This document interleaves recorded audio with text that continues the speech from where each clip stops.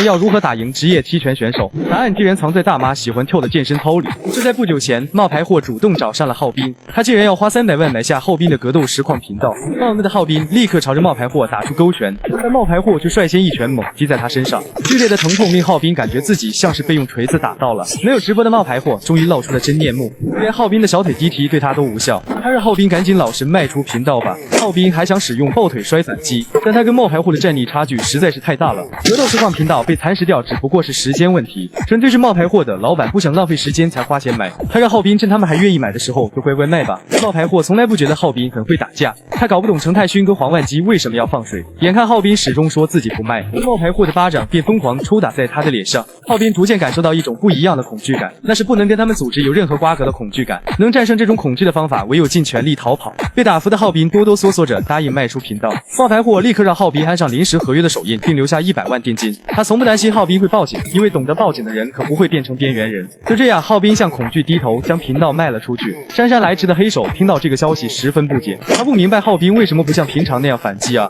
在硬撑着说不卖的浩斌已经被冒牌货打了无数下，黑手看着他肿胀的脸，也明白了这次不同于以往。他不知道这次的敌人到底有多可怕，能让浩斌吓成这样。黑手对卖掉频道的定金不在意，他让浩斌在产生心理阴影前去一趟医院吧。不过把频道卖掉后就无法再直播了。黑手本以为新发现的平台功能会是破局的好方法，现在距离签订正式合约还剩14天。之后浩斌拿着定金买了台电脑向秋天道歉，此时距离签订正式合约还剩7天。就在签订合约的当天，浩斌先来跟宝威完成了道歉，然后他就要去救回自己的频道了。冒牌货正在向老板汇报进度，今天他是要拿下格斗实况频道，交易地点由浩斌定在学校的垃圾场。他很快就带着黑手出现在了这里，冒牌货让他不要浪费时间，赶紧签字盖章吧。可浩斌却身体发抖着说自己不卖了。冒牌货立刻威胁他是忘了害怕的滋味了吗？可他却意外发现浩斌竟然在兴奋的傻笑。原来黑手找到破局的好方法，就是线上平台的打赏系统，就算影片被贴上黄标，也照样能收到观众的打赏。浩斌恼火地问黑手怎么现在才说有这种东西，他们之前忘开打赏系统，白白损失了一大笔钱。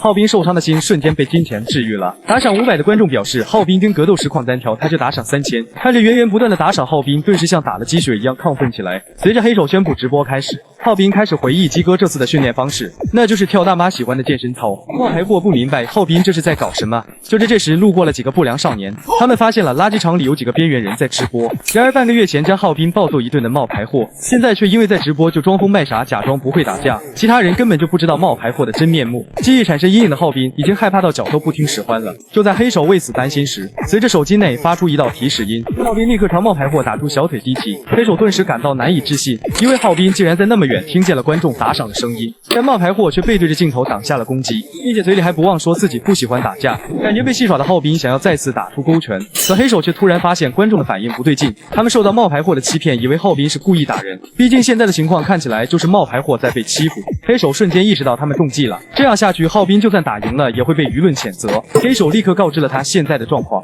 浩斌闻言也愣住了，他没想到观众竟然都在帮冒牌货说话，现在被欺负的冒牌货就有理由反击了。他假装不会打架，用错误的姿势给了浩斌一记头锤，然后在镜头拍不到的地方狠狠给了浩斌一拳。只要观众看不到，冒牌货就会用出阴招。浩斌只感觉自己的大腿要被掐废掉了。鸡哥所教的都是对付格斗选手的方法，但那些技术对装疯卖傻的家伙根本没用。浩斌意识到一定要想办法让冒牌货暴露本性，他很快就想到一个办法。浩斌立刻朝冒牌货使用粗暴双腿摔，但冒牌货可不会让他有机会能使用脚技。然而浩斌要用的可不是脚技，他猛地撕开了冒牌货的衣服。浩斌将交易地点选在垃圾场，本是为了使用新学的技术，但没想到垃圾场的围栏还在这时帮了他的忙。浩斌让大家看清楚，这才是冒牌货的真面目。真正的边缘人可不会拥有那种身材。浩斌明白，边缘人的背上不该是肌肉和刺青，而是像他一样因为被欺负的压力而造成的被动。舆论的风向立刻转向了浩斌，他们这才知道冒牌货就是个小混混。同学们嘲讽他在学校里装成边缘人是什么癖好吗？浩斌大吼冒牌货本名为李贤秀，他转学到新学校正是因为对老师施暴，而原因仅仅是老师没收了他的手机。这个老师就因为这种不像话的理由被打成眼眶骨折、胫骨骨折还有颈椎骨折，直到警方到场为止，李贤秀都没有停手。他还在警局里说自己只是学过一点踢拳，暴露身份愤的李贤秀苦恼，等回去要被老板骂了。不过现在他可以随心所欲了。这段时间装疯卖傻，可把李贤秀憋坏了。他问浩斌拼什么，觉得自己能对付他身后的靠山。浩斌的声音开始发抖，在听到打赏声后，他坚定说出是因为钱。鸡哥说过，踢拳是浩斌学过的格斗中最接近 MMA 的一种。普通人想战胜踢拳手的方法只有一个。这时的浩斌还不知道，从此他将跟着邪恶的家伙牵扯在一起。在上次战斗后，黑手就查出了李贤秀的资料。他踢拳3年就获得了全国业余大赛冠军，还获得了京畿道区青少年锦标赛冠军。黑手打算观看他的比赛影片，寻找弱点。浩斌却带着秋天在跳健身操，因为他明白想那么多只会徒增恐惧而已。反正浩斌还有鸡哥的教学，但是他明白这还不够。浩斌不想再只依赖鸡哥的影片了。在与程泰勋的战斗中，他明白了实战经验的重要性。光学理论还不行，浩斌必须要亲身体验才行。他来到了文成受训的拳击场，这里就连空气都散发着男子汉的味道。浩斌只能希望自己千万别被打死了，因为他要求文成用踢拳的招式攻击自己。鸡哥说过，踢拳不是在拳击中加入踢技的下等格斗技，它是拳击与踢技的完美结合。如果让踢拳手掌握到自己的攻击节奏，那么初学者就绝对无法打破那个节奏。李贤秀嘲笑浩斌场地就挑错了，因为想打赢擅长攻击的强者，至少要挑一个适合压制人的场地。浩斌曾跟着文成练习到呕吐，文成告诉过他踢拳的特点，那是浩斌接触过的格斗技中最接近MMA的格斗技。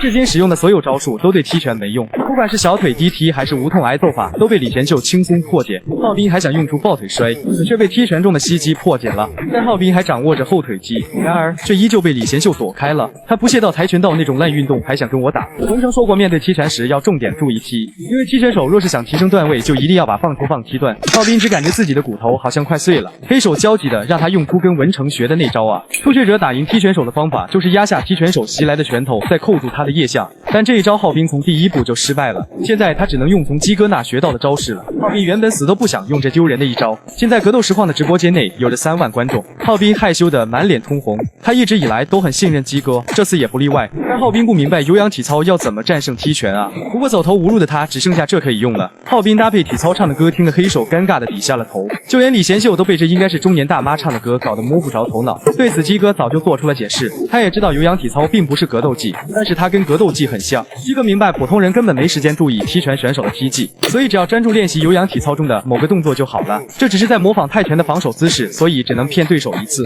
踢拳手绝对不曾对上使用有氧体操的对手，因此有氧体操综合技的第一招就是让对方失神，第二招就是趁对手失神缩短距离。浩斌非常信任鸡哥教的方法，因为他每次都能用新学到的招式打赢对手。但这次不同了，李贤秀看出浩斌打算用脚技，因为踢拳中没有地面技，所以浩斌以为靠近他使用出脚技就行了。李贤秀奇怪他是从哪里学到的老派教材内容，浩斌这才想起鸡哥发布的影片都是5年前的了。李贤秀让他见识到了踢拳的精髓，孤尽其状。浩斌难以置信，鸡哥的教学难道过时了吗？李贤秀嗤笑那种老派教材只对跆拳道管用而已。下一秒他就被一脚踹飞。浩斌的师傅程泰勋来了，他看了直播才特意跑来的。就在浩斌兴奋自己有救时，泰勋却质问他为什么要去学MMA。他可听说浩斌穿着自己给的道服认真练习道吐。程泰勋不明白浩斌为什么不去他那学跆拳道。这时李贤秀阴阳道堂堂选手居然打输给了一般人。他问程泰勋的跆拳道真的有资格称自己是选手吗？浩斌立刻火上浇油，表示那家伙从刚才开始就一直在贬低跆拳道。李贤秀戏谑着道歉，并问浩斌男友被骂所以就生气了吗？